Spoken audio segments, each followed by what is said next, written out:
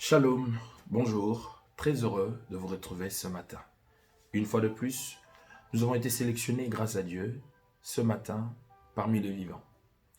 Comme j'ai l'habitude de dire, nul n'est rentré dans les conseils de Dieu pour l'influencer à ce qu'il puisse être compté parmi les vivants.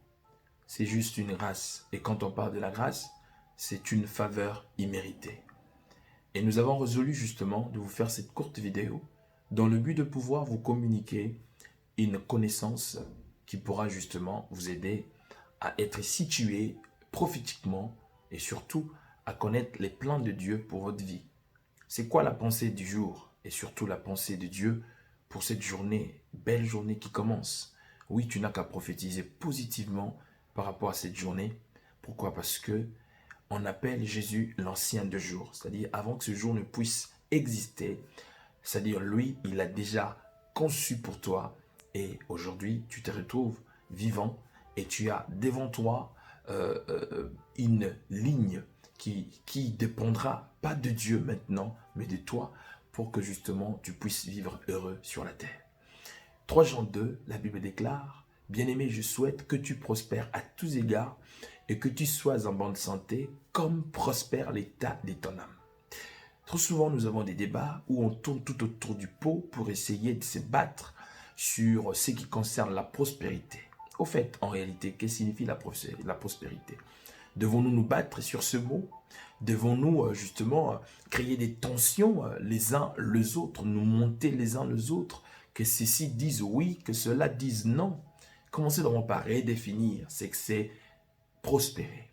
Quand on dit prospérer en français, ça veut dire simplement aller de progrès en progrès, aller de succès en succès.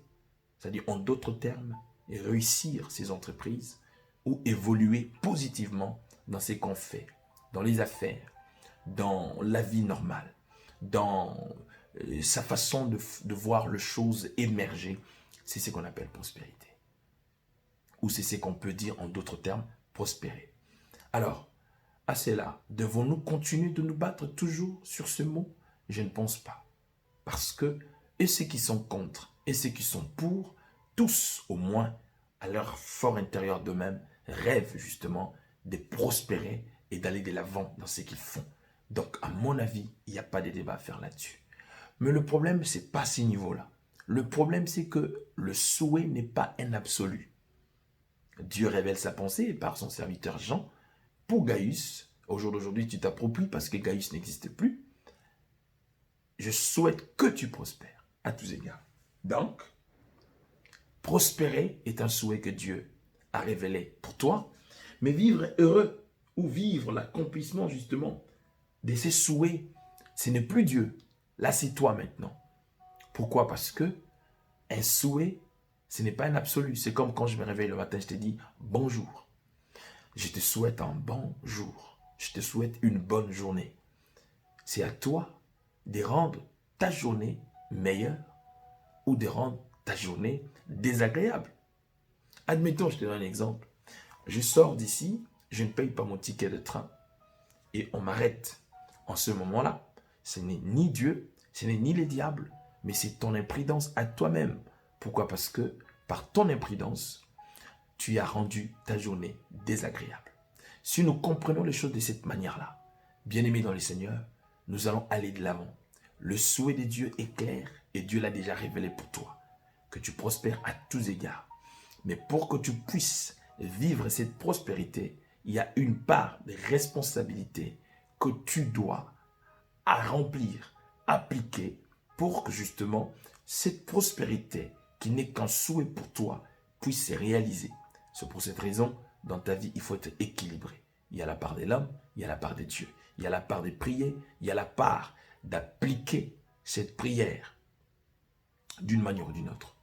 Il y a la part de jeûner, mais il y a aussi la part de bien manger pour construire le corps afin d'avoir des immunités physiques plus renforcées pour que justement quand tu jeûnes, que ceci puisse pouvoir créer cette compatibilité au niveau de ton corps. Il y a un temps justement pour partager la parole de Dieu avec les uns et avec les autres. Mais il y a aussi un temps où tu dois te concentrer seul dans un coin parce que tu as besoin d'entrer dans le profondeur avec le Seigneur. Bien-aimé dans le Seigneur, vivre heureux sur la terre, c'est un choix. Et ces choix ne dépendent pas de Dieu, mais ça dépend de toi. Pourquoi? Parce que Dieu t'a déjà révélé son souhait. Il veut que tu prospères à tous égards et que tu sois en bonne santé, comme prospère l'état de ton âme. Voilà ma courte exhortation de ce matin. Que Dieu bénisse ta journée et que la faveur de Dieu t'accompagne. Je vais déclarer 2 mots en prière pour ne pas abuser de ton temps, bien sûr. Seigneur Dieu Tout-Puissant, je bénis ce frère, je bénis cette sœur qui a disposé de son temps afin de suivre cette courte exhortation. La Bible dit, dans leur détresse, ils invoquèrent l'Éternel, envoya sa parole. Que cette courte exhortation puisse bénir cette vie à cet éveil du matin et que ce jour soit une journée agréable pour nous tous. Et que tout ce qui n'est pas de toi soit détruit chaque seconde de nous. Fortifie celui qui est faible, donne la capacité à celui qui en manque et fait que quiconque est malade soit guéri ce matin. Au nom de Jésus-Christ, là où tu es, dites avec moi 3 fois Amen. C'était votre humble serviteur, le messager Odan Elwanga. Ne garde pas cette courte vidéo pour toi-même si tu peux la partager aussi pour bénir une vie. Je crois que le Dieu de ces messages se souviendra de toi. Abonnez-vous sur notre compte YouTube Odan Elwanga TV. Suivez-nous à la lettre, à la page de tout ce que nous faisons. Je crois que vous serez énormément bénis. Que Dieu vous bénisse. Passez une très bonne journée. Bye bye.